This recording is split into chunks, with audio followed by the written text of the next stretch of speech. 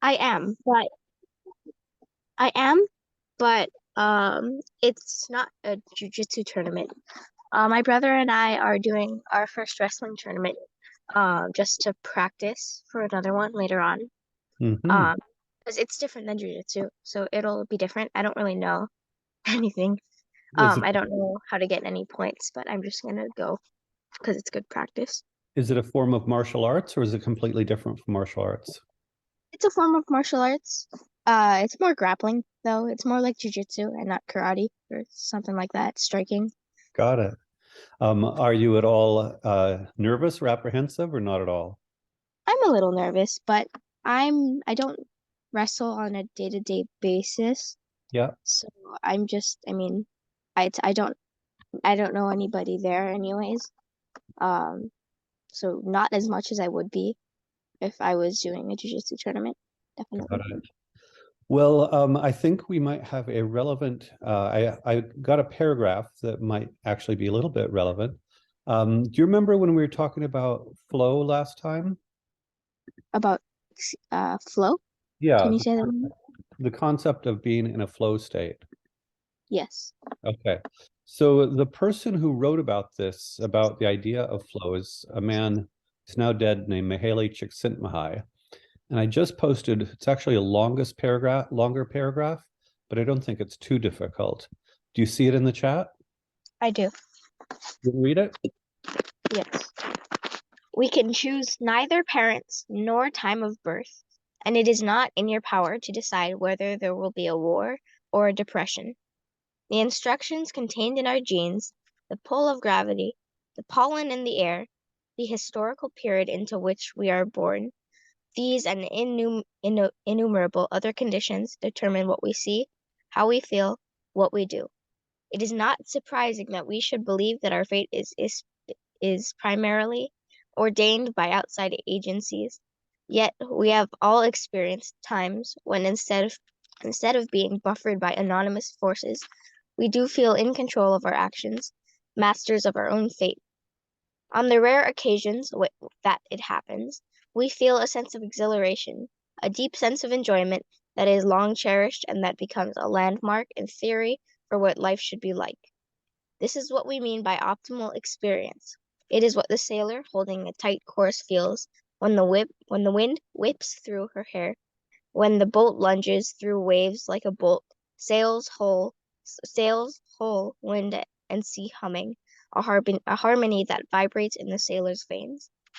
It is what a painter feels when the colors on the canvas begin to set up a magnetic tension with each other and a new thing, a living form, takes shape in front of the astonished creator. So first, does this make sense? I think so. I think it How would does. how would you describe what he's saying in this passage? Well, the first part, how I would describe it is basically saying that you don't really have control over your setting or who you're around, or your parents is what I'm trying to say. Mhm, It literally says that we can choose neither parents nor time of birth. mhm, And you don't, the average person does not have the power to decide whether there was a war or a depression. mhm, I guess if you were some kind of big, powerful person of, yeah, then maybe you could decide, mhm. especially if it was, or like, just for example, maybe, if you were fighting for territory and at the moment you had made peace, but if you wanted to, you could start another war by attacking or something like that. So, fair enough. So that's the first part, but then what does he go on to say? Well, he goes on to describe, um, I mean, the rare occasions that you can control things in your life. It gives, or he gives the example of the sailor while sailing, and then a painter while creating art. And does that resonate? Well, first of all, do you think of most of your life that you can control, or most of your life you can't control, or how do you think about what you can and cannot control in your life? Well, I think I can control a lot of my life, especially the things that I do, I may not be able to control. Like it says, I mean, where I am, just how my life is. But I mean, I'm able to make choices, and I think that's a big part of everyone's life. Fair enough. Why do you think he says, well, a couple of things. For one, he says on the rare occasions that it happens, do you think he's just wrong about that? That it sounds like he says that a lot of people can't control things, but you're saying that you think most people, or at least you, can mostly control things. Um, I I I don't exactly not agree, and I think that the author of this paragraph might just mean a few specific things, though I am not sure. Mhm. Um, but I mean, I do think that there are more than just a few instances where you can control what you do. Um, I mean, especially now, than maybe earlier in history, just because we have more things available and we live in more luxury than we did, uh, well, than humans did a few hundred years ago. Mhm. So maybe we are becoming more in control of things. When he says when it happens, we feel a sense of exhilaration, um, a deep sense of enjoyment that is long cherished, and becomes a landmark in memory for what life should be like. Does that sound accurate to you? I think, I think I'm, well, what I make of that is that you make a good choice and you feel happy about that. So I do sort of agree with that. Um, I don't exactly understand why you would all every time you make your own decision, you'd feel enjoyment. I don't know if that's the right description, but that's what I think of. Well, what's interesting is he seems to think it's rare. You seem to think it's more common than he does. And so maybe here's one possibility. Suppose if for whatever reason you thought it was rare that you could control your destiny, then maybe you'd be more excited by it.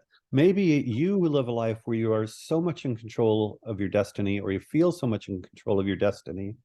It's a positive, but not quite as big a deal. Does that seem possible? Yes, it does. And I actually think it's great that you feel largely in control of your destiny.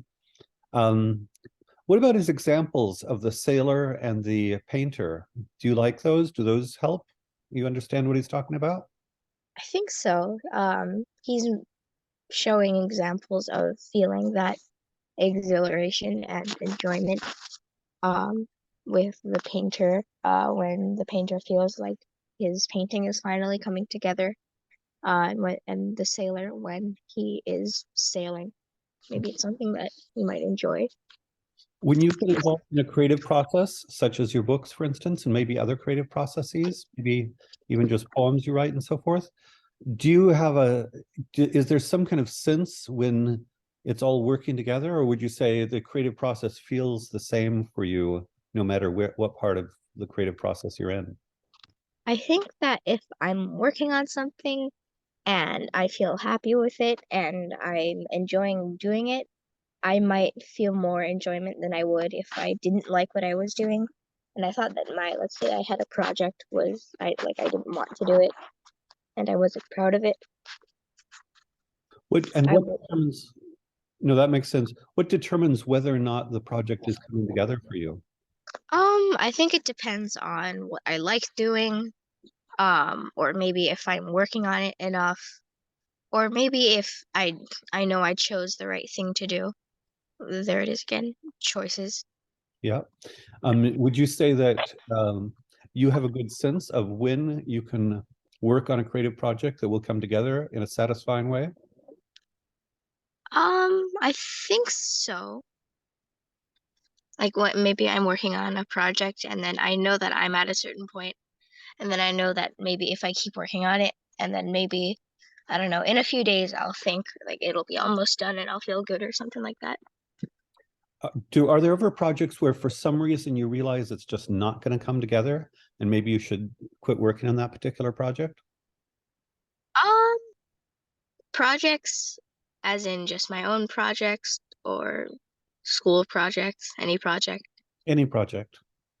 I think that there's certainly prop that there were instances where I realized that I wasn't really having much fun and I would rather have been doing something else. Mhm, But I think most of the time I felt that in school. So I didn't really have a choice to break away from my project. mhm, So I just had to keep going. mhm. I'm going to jump to a bigger picture. Do you think so? As a creator, when you're doing a project, you're the creator, you have control over it to a fairly substantial degree.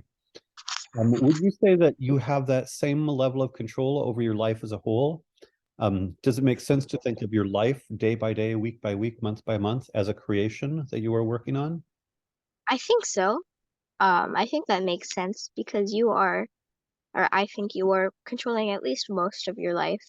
Like the paragraph says, and I do agree with this, that you do not get to choose where you are born or when. But you can choose, or you can choose, control your choices. Would you say you are as intentional a creator in your life as you are when you're working on a project or a story or something like that? I think, um, well, can you give me an example of just in So, life? well, so with a story, you have a certain vision for where the story is going to go, and you're working on the characters and the plot, and you as a creator are designing it with a very definite intention. And I guess I'm wondering to what extent are you a creator of your own life as much as you're a creator of a story when you're writing a story? I think that, um, I, or just me in general, uh, just the things that you choose to do. Especially if you already have something planned out that you'd like to do. Maybe it's just like a future job. That in that sense, you could be as much of a creator as you are, if you're writing a story. Would you say that being a successful creator is leads to happiness in general?